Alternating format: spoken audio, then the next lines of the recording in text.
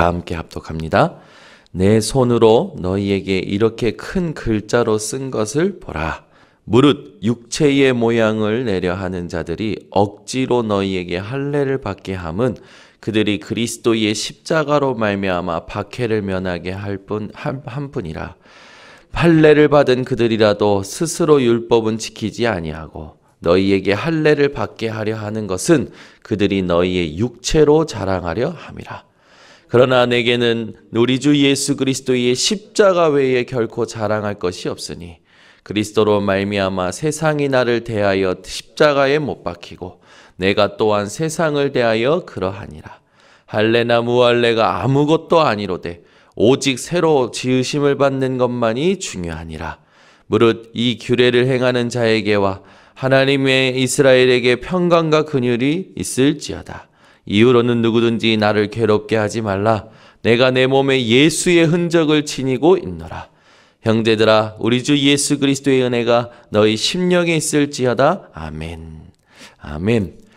오늘 본문에 보면 갈라디아 교회에 이제 논쟁이 있는데 할례에 대한 부분, 무할례에 대한 논쟁이 있는 거죠. 할례 받은 사람들은 그 무할례자들에 대해서 말이 많고요. 또 무할례자들은 이 할례 받은 사람들에 대해서 이제 또 여러 가지 갈등들이 있었던 겁니다. 그런데 오늘 바울이 정확하게 뭐라고 하냐? 할례를 자랑하는 것이 아니라 그리스도의 십자가만 자랑하노라 라고 고백하죠. 오늘도 우리가 하루를 살면서 그리스도의 십자가만 자랑하는 삶이 회복돼야 될 줄 믿습니다. 삶을 살면 이런 일들에 자꾸 부딪힐 때가 있어요. 무슨 일이냐면 사람들이 무슨 일을 할 때요, 그 사람들이 말을 조심하는 걸 봅니다. 무슨 일이 있을 때 좋은 말을 하거나 나쁜 말을 하는 거에 대해서 굉장히 예민하더라고요. 왜 그런가 봤더니 좋은 말 하면 일어날 일이 안 일어난대요. 그런 말들을 하더라고요. 나쁜 말 하면 안 일어날 일이 일어난다는 거예요. 그래서 제가 그 말 들어보니까 저에게도 그런 일이 있었던 것 같아요. 그런데 우리는요, 사람의 말 때문에 일어날 일이 안 일어나고 안 일어날 일이 일어나는 존재가 아니라 하나님의 말씀이 성취되는 자들입니다. 그래서 일을 할 때 누군가의 말에 의하여 여러분 영향받지 마시기 바랍니다. 전부 미신이에요, 사실은. 좋은 말을 하면 일어날 일이 안 일어난다? 나쁜 말을 하면은 안 일어날 일이 일어난다? 사람의 말에 영향받는 존재가 아니라 하나님의 말씀의 성취를 따라가는 존재인 줄 믿으시기 바랍니다. 그래서 이번 주 강단 말씀에도 얘기했지만 여러분이 아침 먹다가 그릇이 깨져도 괜찮은 인생이에요. 왜요? 우리는 이미 예수 그리스도로 말미암아 십자가에서 해피엔딩을 보장받은 겁니다. 여러분은 이미 그리스도의 십자가로 말미암아 해피엔딩 인생임을 믿으시기 바랍니다. 그래서 오늘도 살아가실 때 할례다 무할례다 이런 논쟁 속에 살아가지 마세요. 이런 헛소리들이 세상에는 많거든요. 예수님께서 승천하실 때 제자들이 헛소리하죠. 사도행전 1장 6절에서 7절에 이스라엘을 회복하심이 이때니까 회복하시는 것에 대해서 막 질문합니다. 예수님이 답하시죠. 어떤 시간을 말씀하시는 게 아니라 영적인 언약을 말씀하셔요. 뭐라고 얘기하시냐? 오직 성령이 너희에게 마시면 너희가 권능을 받고 예루살렘과 온 유대와 사마리아 땅까지 이르러 내 증인이 되리라. 오늘도 세상에 하나님의 말씀과 상관없는 헛소리에 속지 않는 우리 믿음의 사람들 되시기 바랍니다. 사도행전 11장에는요. 왜 이방인들과 밥을 같이 먹느냐? 그걸로 예루살렘에 있는 사람들이 베드로에게 시비를 걸죠. 그때요 베드로가 뭐라 했냐? 환상 중에 하나님께서 나에게 주신 말씀이 있다. 하나님이 깨끗하다 한 것을 더럽다고 하지 말라. 라는 언약을 이야기합니다.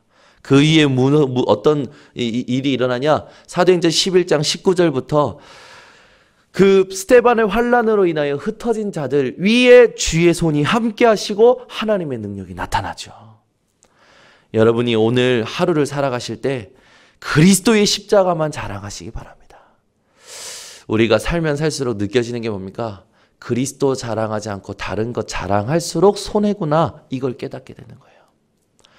오늘도 여러분 하루 종일 모든 사람 모든 일에 그리스도의 십자가만 자랑하는 인생 되시기를 바랍니다. 17절에 보니까요, 뭐라고 얘기하냐? 이후로는 누구든지 나를 괴롭게 하지 말라. 쓸데없는 소리로요, 괴롭히는 사람들이 많았던 거죠. 내가 내 몸에 예수의 흔적을 지니고 있노라. 아멘.